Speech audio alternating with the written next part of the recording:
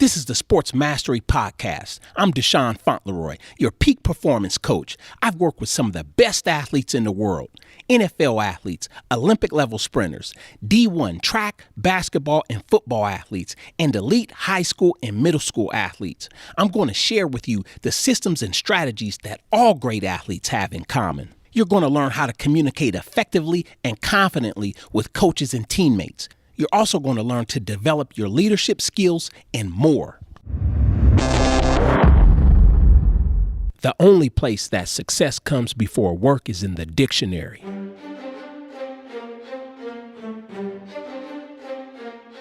Welcome back to the show, ladies and gentlemen, boys and girls, heroes and villains. I'm your host, Deshaun Fauntleroy. I know your time is precious, so we're going to get right into today's show.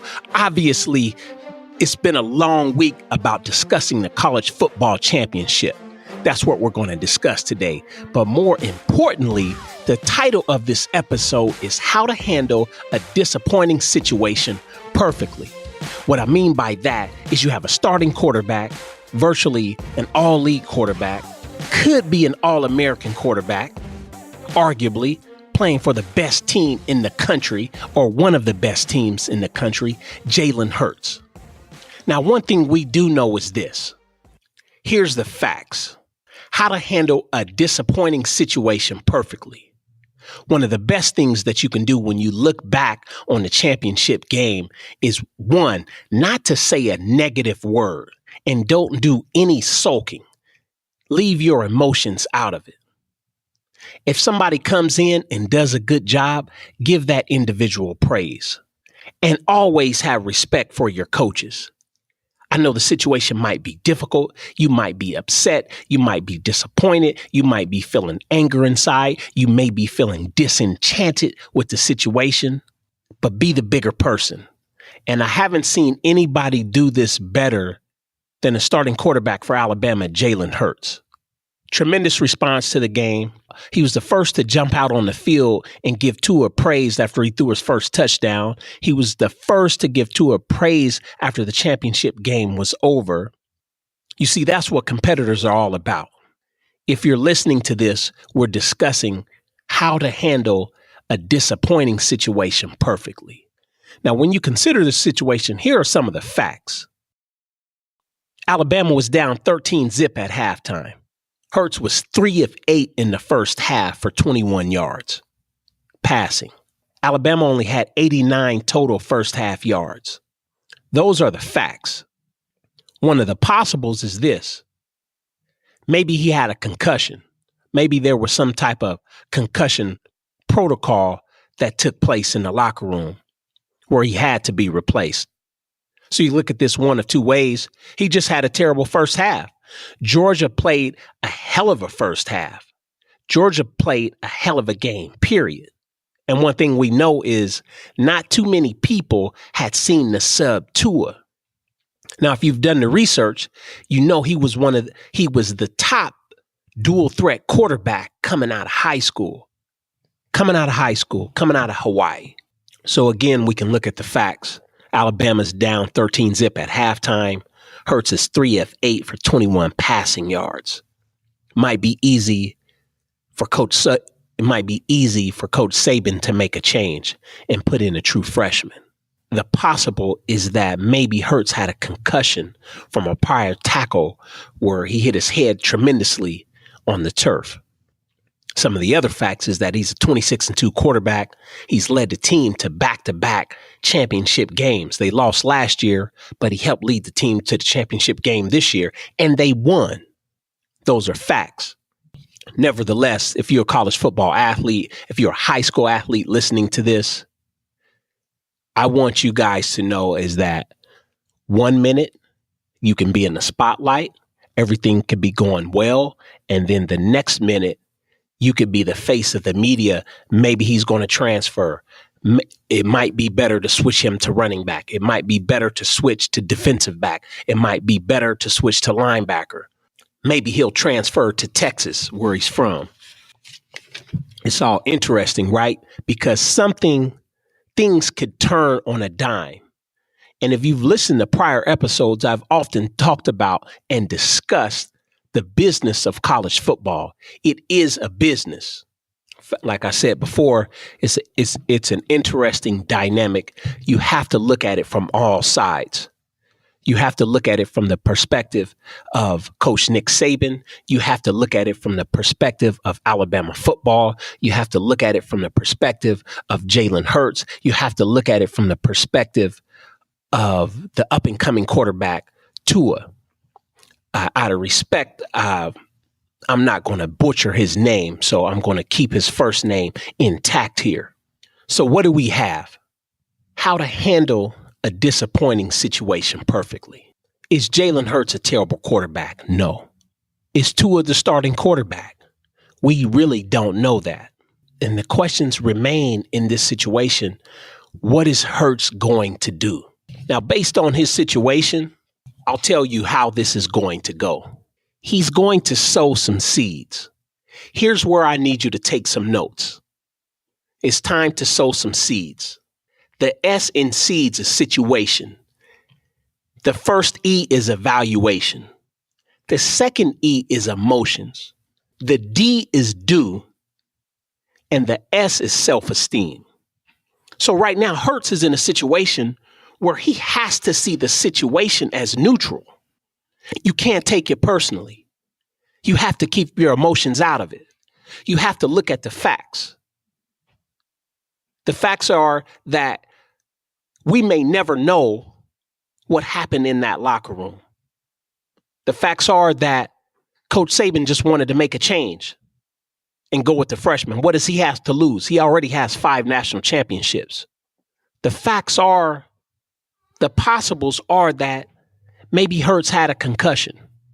As I said, we'll never know. But when you find yourself in a situation like this, you have to see the situation as neutral. And what I mean by that is keeping your emotions out of the situation by not responding negatively, not sulking, not slumping your shoulders, not bad-mouthing anyone.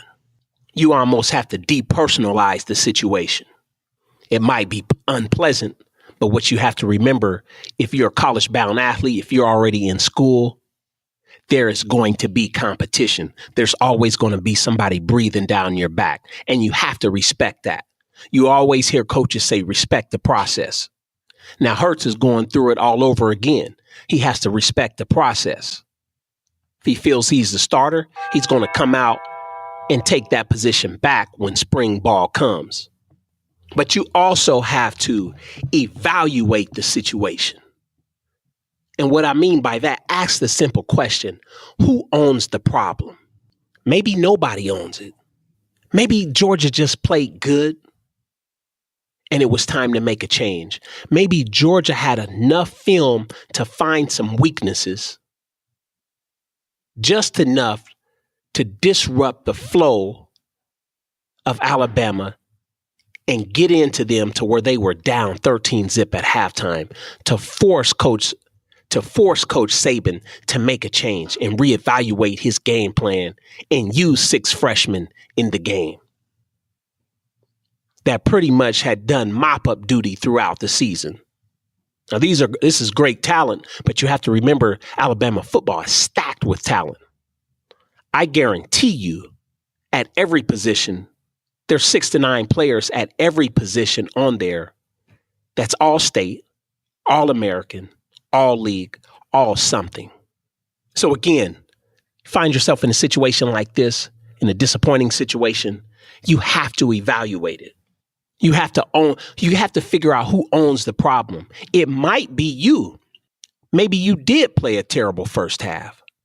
Maybe you did miss some reads. Could be a possibility. Or maybe you were concussed. The fact remains is that if you're a high school athlete, if you're a college athlete listening to this, if you're a parent, if you're a coach, sometimes you're going to find yourself in a situation that you cannot control. It might not be your problem. It might not be the coach's problem.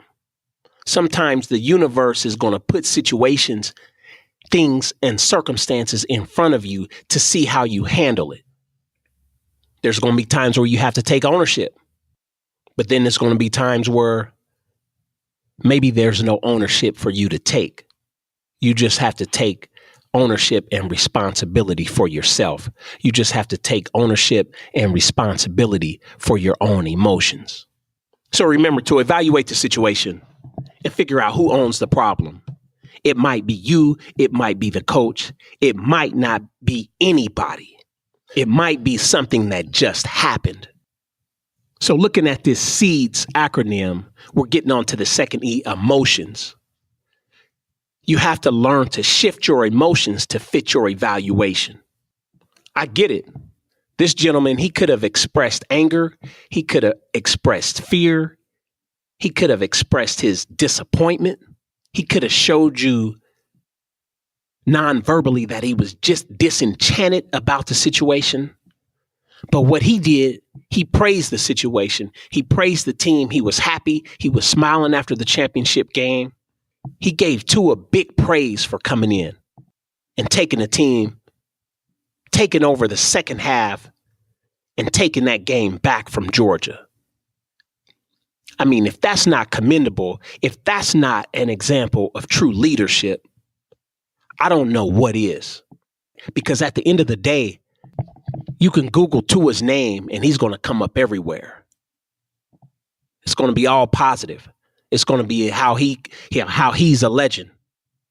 He's getting a lot of props. He's getting a lot of praise. But you've seen it before in sports.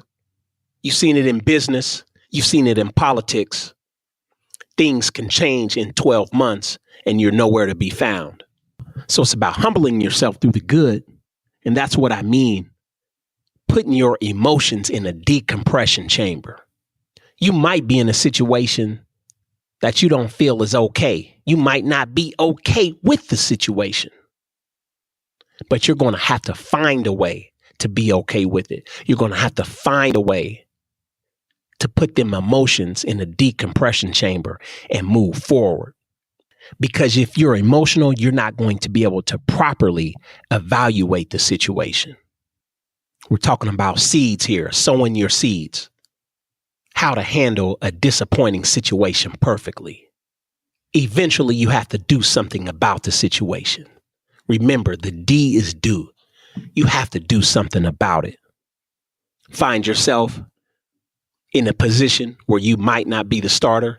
Find yourself in a position where your skills are being questioned. It's time to go back to the drawing board. It's time to break down your successes. It's time to break down your failures. It's time to get back in the weight room. It's time to get back in the film room. It's time to become a better passer. It's time to work on that release. It's time to work on your reads. It's time to work on getting that ball out quicker. It's time to work on your footwork. It's time to go back to studying. You have to ask questions. You might be emotional about a situation. But if a coach made a change, you have to be man enough or woman enough to go talk to your coach. You have to be man enough or woman enough to go have a conversation and ask, what is it going to take for me to become the starter? And you know what you got to do. You have to keep being a leader. You have to keep showing up with a great attitude. You have to keep giving praise. You have to stay on top of your emotions. But you have to do something. It has to be positive. It has to be constructive. There can't be any gossip that's fueling you. You can't let the media fuel you. See, that's something you can't control. You can't control what the media is going to say. You can't control what the media is going to speculate. So the S, of course, and we've been discussing this, is self-esteem. You have to keep your self-esteem intact. And for a guy to get pulled in the second half and replaced by a true freshman, and for him to give this freshman the utmost respect, the utmost praise, and not respond negatively, not frowning, not leaving the interviews, smiling with the team, laughing afterwards, having a good time. See, he was already prepared. I'm quite sure that goes back to high school, his high school coaches. I'm quite sure that goes back to his preparation with the coaches at Alabama, his relationship with his mom and dad. He handled that situation with the highest self-esteem. Now, it might be true. It just might be true. He might have been saying to himself, I'm unworthy. I got replaced. He might have said to himself, I'm miserable. What am I going to do now? I'm scared. I might have to transfer schools. I'm lonely. Everybody is praising the backup quarterback, the true freshman Tua. He could have said that. He might be saying it. He might be going through this process. I'm frustrated. I might have to change positions. I might have to play linebacker or safety or running back or receiver. But then he might say, I'm determined. I got to call my dad. He's my best resource.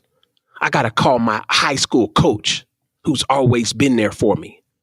I have to get back with my quarterback coach. He might say, I'm on the move. I'm going to be in the film room this week, 1 week after the national championship game. He might have went through this whole process and said, you know what? I'm worthy. I'm still the starter. I just happened to be on the bridge when the lightning struck. And Georgia was that lightning. Georgia was that bridge. He might be telling himself, you know what? I'm still fine. And at the end of the day, what I want y'all to consider is that whatever pushes your buttons, whether it's a personal conflict, whether you get benched, whether you lose your job, whether you have problems meeting new people, if you're being late to appointments, you're in a job where there's been a whole bunch of foul ups, you can use seeds. Use these seeds to decondition yourself from an anxious response. Because once you put the situation in perspective, you can tolerate the disappointment without damaging your essential self-concept. And when you look at Hurt's situation, it might have took him a few hours. It might take several days. It might take a few months. But however long it takes, you have to respond to a stressful situation by acting, not by anxiously reacting to the pushing of a button, not by reacting to the media, not by acting to your students, your classmates, not by reacting to your teammates, not by reacting to what some idiot is saying on YouTube or Twitter or Instagram. Because at the end of the day, it's important to sow your seeds every time you feel yourself reacting stressfully to an outside event. Take this with you, because new habits are learned only through constant repetition. Remember, it's repetition. You got to do your work on the field, but you also have to do your work off the field. But once you get started, you keep sowing your seeds, I can guarantee you're going to experience some inner peace and confidence. And that's what this is about.